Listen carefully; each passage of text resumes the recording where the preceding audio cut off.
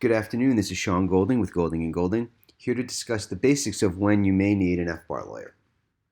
For those of you new to the subject, FBAR is foreign bank account reporting. It's high on the IRS enforcement priority list.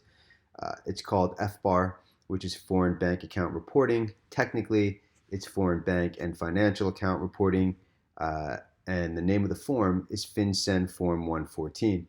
FinCEN stands for the Financial Crime Enforcement Network.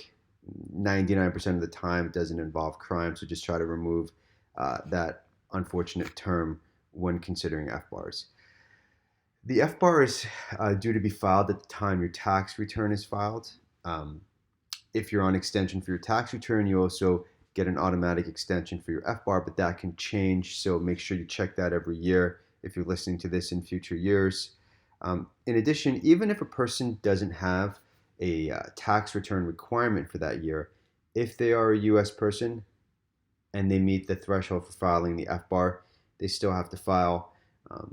Practice point, U.S. person isn't just citizen. U.S. person is a U.S. citizen, a legal permanent resident, aka green card holder, or anyone else, usually a visa holder like an H-1B, L-1, E-2, O-1, that meets what's called the substantial presence test.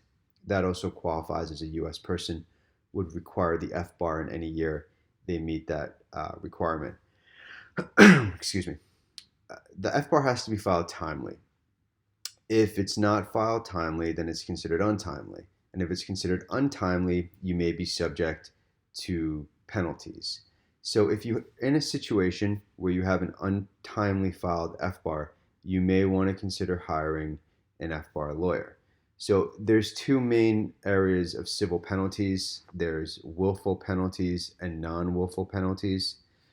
The willful penalties, well, let's start the other way. The non-willful penalties range anywhere from a warning letter in lieu of penalty all the way up to a $10,000 per occurrence per year penalty.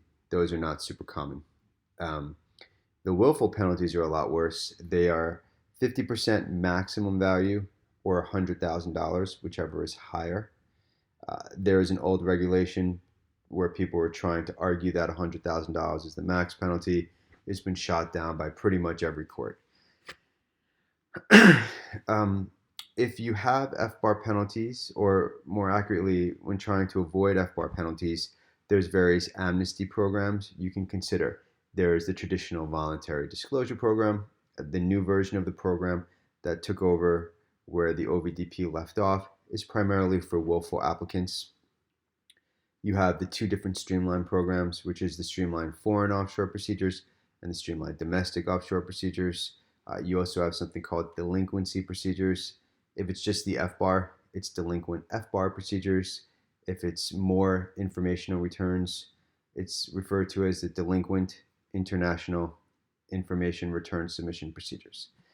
These are amnesty programs. Now, for amnesty programs, you're probably going to want an FBAR lawyer. Why? Because there's no attorney-client privilege with a non-attorney. Therefore, when you're hiring a firm to take care of your FBAR amnesty submission, you want to hire someone who's duly licensed. You want someone who's board certified, 20 years litigation audit experience. In addition, you want a firm that's going to take care of the whole matter in-house. The tax, the legal, the follow-up, examination, protection, audit defense, that should all be in-house on a single flat fee. Clients get into a lot of problems when they hire firms that refer matters out to outside CPAs. Now you have too many chefs in the kitchen. There's no attorney-client privilege with the CPA, and generally the CPAs charge their own fees. They charge hourly, and if you happen to be audited in the future, it's going to cost a pretty penny. Be sure to interview different attorneys within the field to get a general idea of how the landscape works, how different firms submit, and you should be fine. This is Sean Golding with Golding & Golding. If you want some more information, we have lots of free information on our main website, goldinglawyers.com. We also have a sister website, IRSstreamlineprocedures.com, which is dedicated exclusively to the streamlined procedures. Thank you for your time.